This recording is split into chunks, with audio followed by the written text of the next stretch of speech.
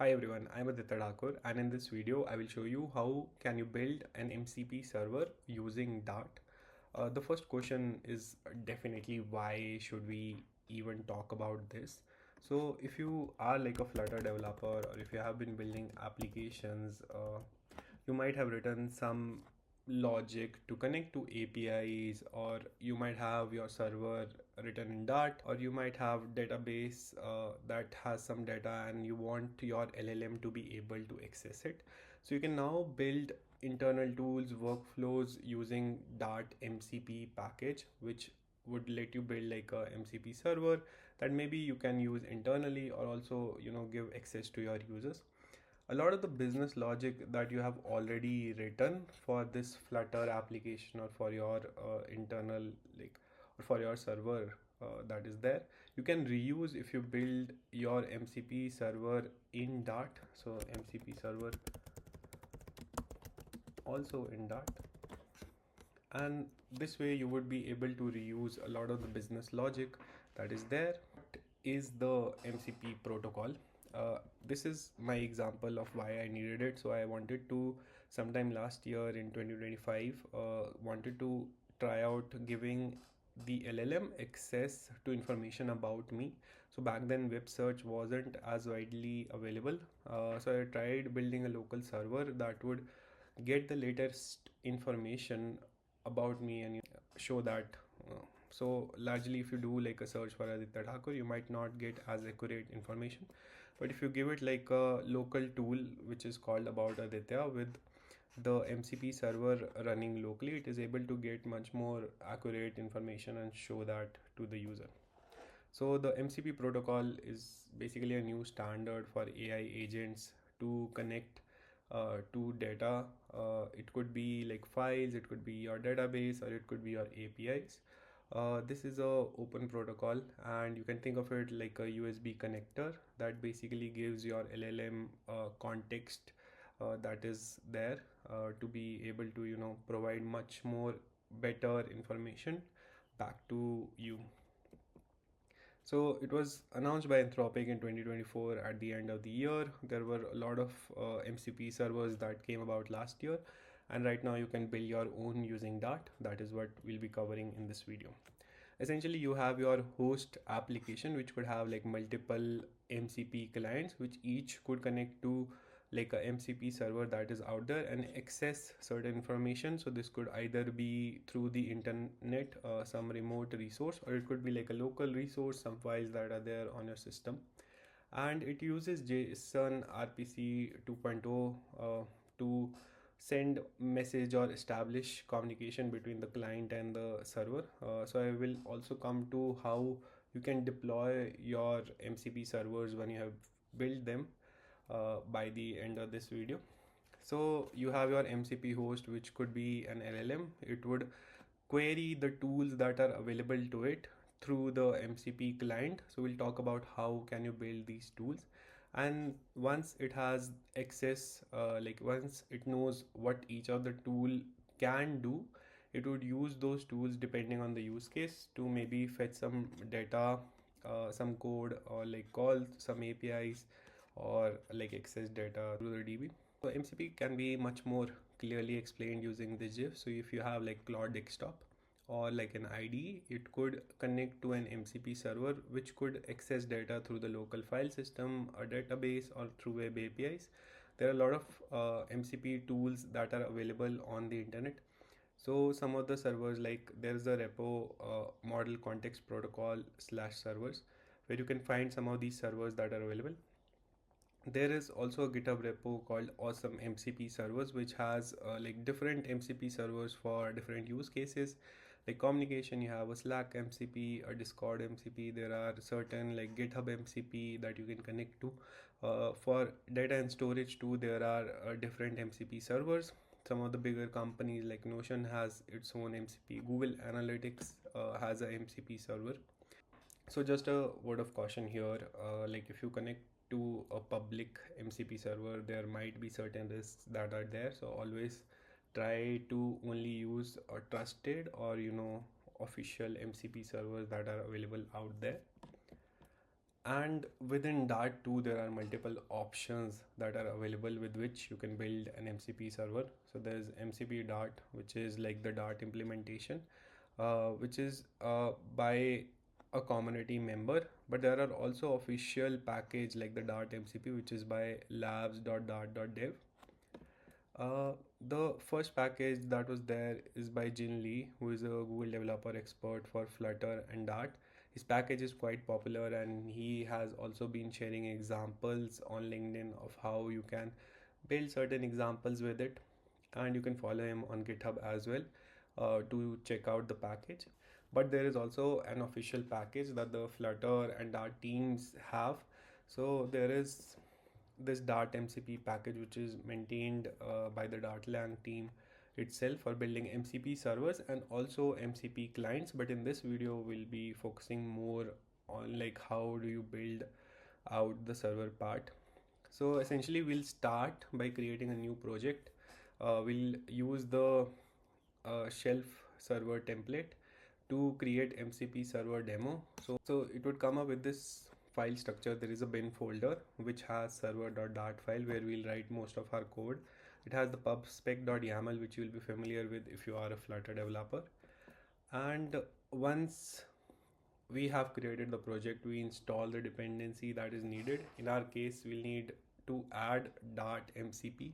So you can simply run the command dart pub add Dart MCP, and it would install the required package version and JSON-RPC 2.0 and other dependencies that it might need. Now the basic structure of how this works is we create a Dart MCP server class which would extend MCP server, which comes from the package, and it would also require a mixin called tool support. So we'll essentially create tools that we would expose to the LLM, and the LLM can decide based on the description of these tools when to use which tool.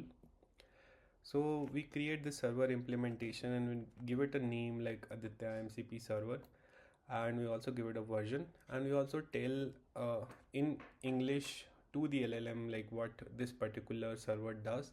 It basically lets the LLM find latest information about me and maybe like call an external API also if needed. So once we do that, we'll initialize a new tool. We'll call register tool with the name of this particular tool. So in my case, I'll write about Aditya, which would basically give it information about me.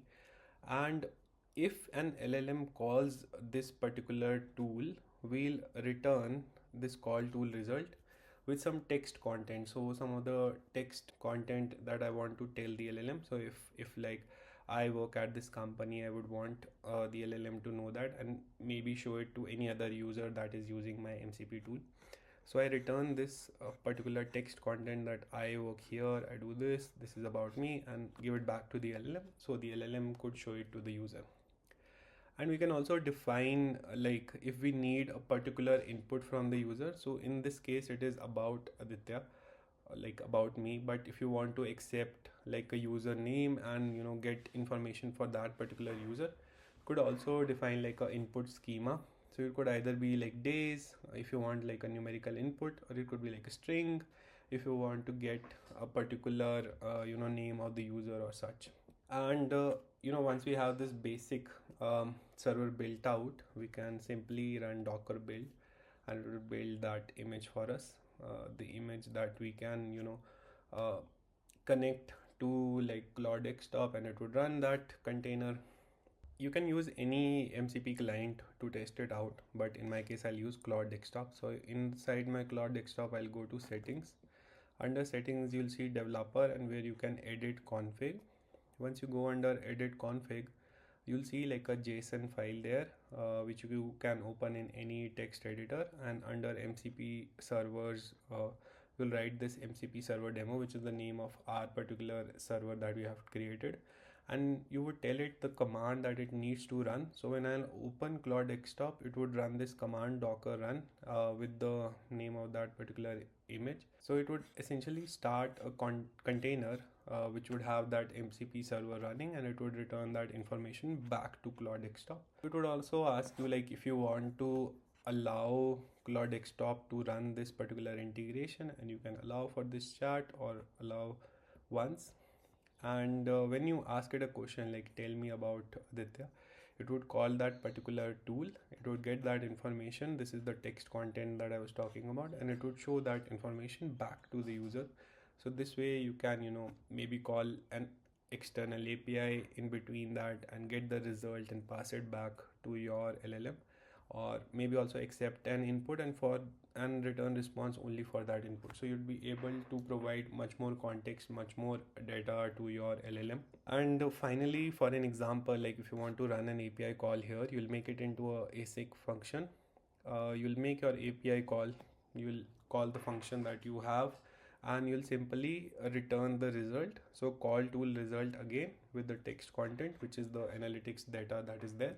And you can also accept parameters, like if you want to accept number of days, or if you want to accept the name, a string event, you can also do that. In my case, I wanted to use like an external analytics API, so I will expose that to the LLM, and it would call that event analytic, and it would also show that like highest traffic was on this date with this number of views, second highest was this on this date, and it would, you know, show you the result that is there.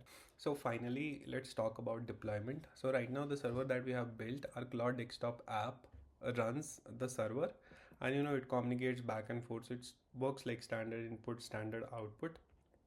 But when we are trying to deploy it, we need to use something called streamable HTTP, so which acts like a phone call. So your client, it, you know, calls the server, and the server creates like a session ID, and then it makes a call to your MCP server, which basically acts like a black box here, and it thinks of it as like a standard input. So once it has the data ready, it streams out the messages as they get ready. So it sort of acts like a phone call. You are connected to the user, and the user can continue talking over the call. They could continue sending messages back to you. So that is what you need to look into when you're trying to deploy your own MCP server. That is it for the video. Essentially, I wanted to give you context how you can build out a MCP server. So if you want your APIs or data to be exposed to an LLM, you can, you know, do that through a .mcp server. .mcp is the package that we use. How you can write the code, it's very simple. You extend the class, the tools mixin, create some of these tools and expose it to an LLM. The LLM can then call these tools depending on the need, and you can also accept input, give certain results back. And once you do that, you have like a local running MCP server. But once you need to deploy it, you need to use streamable HTTP, and you can ask like any coding agent to, you know, write the code part of it. But for the understanding part, this video should help, and if it did, please do like it. Let me know in the comments if there are other topics that I could cover, and thank you so much for watching. You can connect with me on LinkedIn and also subscribe the channel. Thank you.